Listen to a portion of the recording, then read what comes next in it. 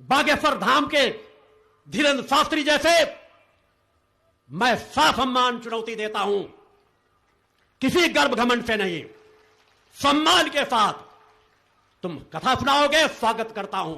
मानवता के कल्याण के लिए कार्य करोगे, स्वागत करता हूं। मगर अपने आप को सिद्ध कहोगे तो जब तक इस धरती पर सच्चिदानंद शक्ति पुत्र मौजूद है, तुम्हारे ढोंग पाखंड को चुनौती पिछले 35 सालों से देता चला आ रहा है।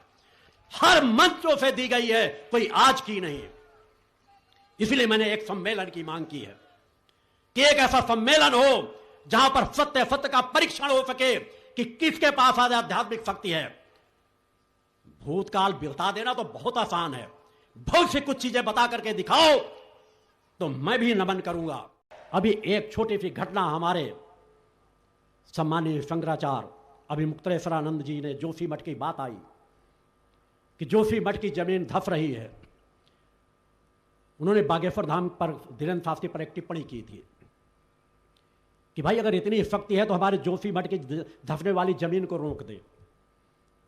सबको जैसे सांप सूंघ गया। धीरेन्द्र शास्त्री ने तो हमारे सम्मानित शंकराचार्य को कह दिया कि वह अपना आपा खो चुके हैं। जो दूसरों को आपा खो देने की बात कहें, हमारे शंकराचार्यों से कुछ गलतियां हो सकती हैं, मगर वह ज्ञानी है धीरेन्द्र शास्त्री, तुमसे ज्यादा तपस्वी हैं, तुमसे ज्यादा ज्ञान रखने वाले हैं। वह चमत्कारों में नहीं पड़ते, साधना तपस्या में लगे हुए हैं। कमियां हुई हैं कि आज दुर्भाग्य हमारे सनातन धर्म का यही है कि हमारे आदि गुरु शंकराचार्य का यदि सही स्वरूप समाज में रखा गया होता तो आज लोग छोटी छोटी चीजों के जो आज पूजन की तरफ समाज बढ़ता जा रहा है, हमारे शंकराचार्य का सम्मान हो रहा होता। मैं विश्वास दिलाता हूं कि हमारे शंकराचार्य आह्वान करें सभी धर्मों का, और इस तरह के पर्चा बनाने वालों का, जिनके पर्चा बनाने वालों की पोल मैं कल और खोलूंगा कि या तो वो ये कह दें कि हमारे पास की कोई बजरंगबली की कृपा नहीं, उसके पास बजरंगबली की कृपा हो तो वह तो सब कुछ कर सकता है। कह दे हम नहीं कर सकते तो यह मां का रजकण, माता आदि शक्ति जगत जननी जगदंबा की कृपा से मात्र अपने 11 दिन के अनुष्ठान के बल पर जोशी मठ की धंसती हुई जमीन को सैकड़ों साल के लिए स्थिर कर देगा। बोल गुरुदेव भगवान की। अगर ऐसा न कर सका तो पूरा आध्यात्मिक जीवन छोड़ दूंगा, अगर कहेंगे तो सर काट के उनके चरणों पे चढ़ा दूंगा। बोल गुरुदेव भगवान की जय। मगर आह्वान हो पहले पूरे समाज का, उन पाखंडियों का, उन ढोंगियों का जो त्रिकालज्ञ अपने आप को कहते हैं, त्रिकालदर्शी दरबार चलाते हैं, मानवता को लूट रहे हैं, ठग रहे हैं। एक मिर्गी के सामान्य मरीज को ठीक करने की सामर्थ्य नहीं है,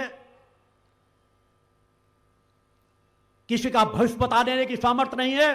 मैं कल आगे जाऊंगा इन बिंदुओं पर, आज मैंने संकेत दिए हैं।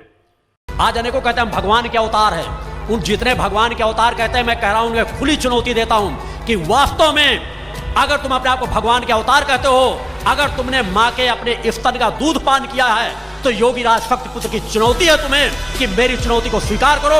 मैं ऐसे भगवानों को खुली चुनौती देता हूं कि आओ, एक ऋषि तुम्हें चुनौती देता है, योगीराज शक्ति पुत्र की तुम्हें चुनौती है, अधर्मी हो, अन्यायी हो, अगर मेरे साधनात्मक तंबल को झुका दोगे तो सर काट के तुम्हारे चरणों में चढ़ा दूंगा। भगवान की जय। और नहीं है तो अब भी सुधर जाओ, अगर नहीं सुधरोगे तो मैं अपनी साधनात्मक तंबल के माध्यम से मेरे भगवती मानव कल्याण संगठन के सदस्य एक न एक दिन तुम्हें धूल चटा करके रहेंगे। अतः यह शंखनाद युग परिवर्तन के संधिकाल का शंखनाद है, यह शंखनाद है धर्म युद्ध का, धर्म योद्धाओं का, एक ऋषि का शंखनाद है जो युगों युगों तक गूंजता रहेगा। इस शंखनाद को कोई समाप्त नहीं कर सकता।